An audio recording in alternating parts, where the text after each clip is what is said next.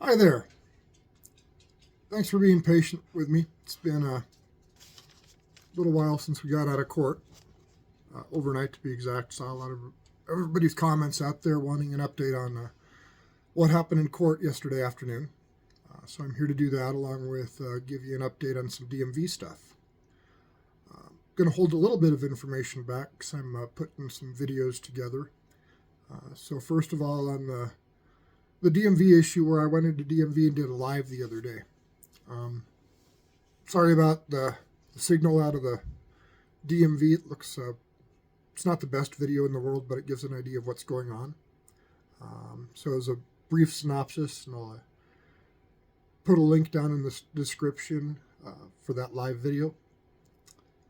But basically, in my business, a towing business, I have a lot of government contracts.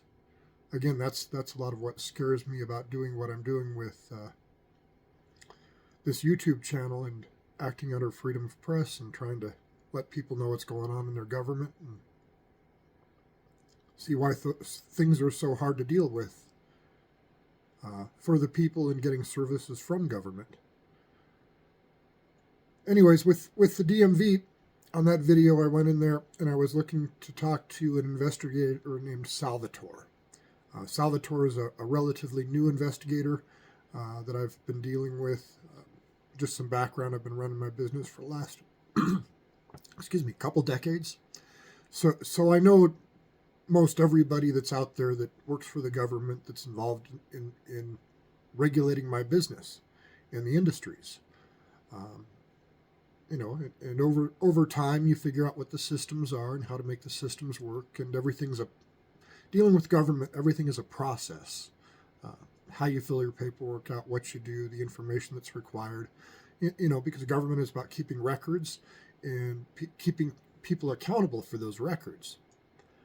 So with the DMV, that's pretty much all that the DMV really does for the public is they keep records. And then they correlate the records and see who owns vehicles and who's registered vehicles, and then they act as a taxing agency to collect money for all the stuff that they do to keep these records, I guess, and fund government employees. So anyways, in my business, I sell cars to people that come to my auctions and buy cars. I have public auctions. If you want to come buy a car, I've got auctions in Carson City, generally every Tuesday at noon, and I've got auctions every Wednesday in Reno at noon. Come buy cars. Most of them are piles of, well, I don't cuss a lot, but they're piles of shit. Actually, I do cuss a lot. I just try not to cuss a lot in the videos. In the upcoming video I'm putting together with my conversation with Investigator Salvatore with DMV, you get to see me cuss a lot. So if you don't want to see cussing, don't watch that video. I try to maintain myself and keep myself under control and be professional for the most part. The DMV is really my biggest issue. This Bueno thing is, he's a distraction. He's just another symptom of the problem. He's out there doing things that just aren't right, in my opinion, and illegal from the actions that he took against me. But back to the DMV. So my DMV problem has been ongoing since 2020, and they basically started changing regulations. They wrote some internal emails to themselves, and then they proselytized those as being new regulations. Now, regulation is a very important word in the law because it's got a strict definition. And basically anything that affects a small business in the state of Nevada within the government, a memo, a note, an email, whatever that affects a policy change that affects the small business is by definition of regulation. And the DMV director, Julie Butler, I'm calling her out. And what I would encourage all of you to do is to call her office, email her, call the governor's office, email the governor.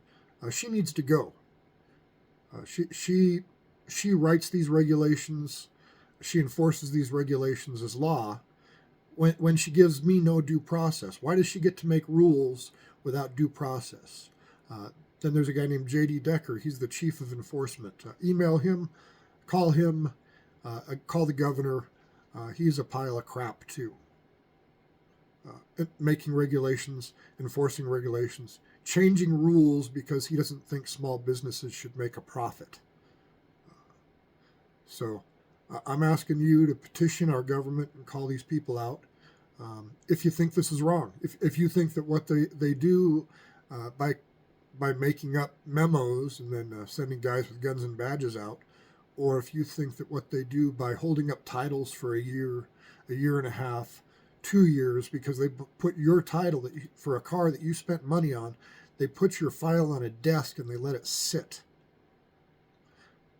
Now, you paid money for your cars, I paid money for my cars, and this woman at the DMV and her chief of enforcement take these documents that you paid money for and let them sit on desks for 8 months, a year and a half, 2 years, and they do nothing with them, keeping your property away from you, keeping my customers' property away from me, hurting my business, making it so people don't want to buy stuff from me because they don't know if they're going to get a title because the DMV wants to fuck around.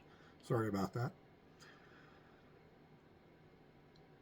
Anyways, so I'm getting a video ready that shows a conversation between I and Investigator Salvatore. In a way, I feel kind of sad for Investigator Salvatore. I think he's a younger guy, just got hired, and I think he stepped into something that he's not really aware of what he stepped into and how bad it is. So I'm getting that ready to share with you guys. But essentially, what happens with the state of Nevada and the DMV is the government fucks up, and then they want me to pay for it, and they want to hold me responsible for their mistakes. What they want to do is they want to take liens that are processed legally, that are certified letters are sent out to all the owners of the property. Newspaper ads are posted for a certain number of days throughout the state of Nevada or in local newspapers. There's specific laws of where things and how things have to be published. And these publications cost hundreds of dollars. Certified letters are very expensive. The manpower to do these things. And then you get the vehicles cleaned up and you take them to auction. You put them out there. You have people show up for your auction. Or sometimes nobody shows up for the auction and everything goes as a scrap. But people show up for the auction. They bid on the car. They give me their money. I give them their car. I send the paperwork to the state of Nevada. And then it sits on somebody's desk for a year. And my customer never gets their title. So I'm asking the public to help me with the DMV to reach out to them and tell them to stop screwing with people's titles. If the paperwork's right, issue the title. If the legal process was done correctly, issue the title. But instead, what DMV wants to do is they want to unwind a legal lien process, unwind a legal sale, and then they say they want to give the car back to the owner of the car. That certified letters were sent out that never picked the car up, or they never changed their address with DMV. The law says you got to change, or something got lost in the translation so that the DMV feels sorry for this person or entity or whoever that used to own a vehicle that didn't do anything in the legal process, and they want the person that paid for the car at the auction, they want me to give all that money back, they want me to undo the lien sale, and then they want me to give this car back to whoever had the car before, and I'm supposed to pay for this because the government screws up? So that's going to be out there later. As far as Deputy Bueno in the Carson City Sheriff's Office and the hearing yesterday. So the hearing overall went pretty well. We had a different judge. His name is Judge David I. Nielsen. And went in, sat down. I'm going to post the video so all of you will see that. I'm going to try to not give too much away of what happened. But I can still talk about Deputy Bueno, so that restraining order portion didn't or hasn't happened yet. So I'm still free to talk about this stuff. That's really what he's trying to do, is silence me. Went in there and the judge asked Deputy Bueno some questions, and he went over his answers. like before, he didn't articulate anything that I physically did to threaten, stalk, harm. He's mad at me because of the videos that I'm putting up. He's saying that I've edited the videos, taking out the stuff that I've done wrong. Or specifically like with the hot box portion.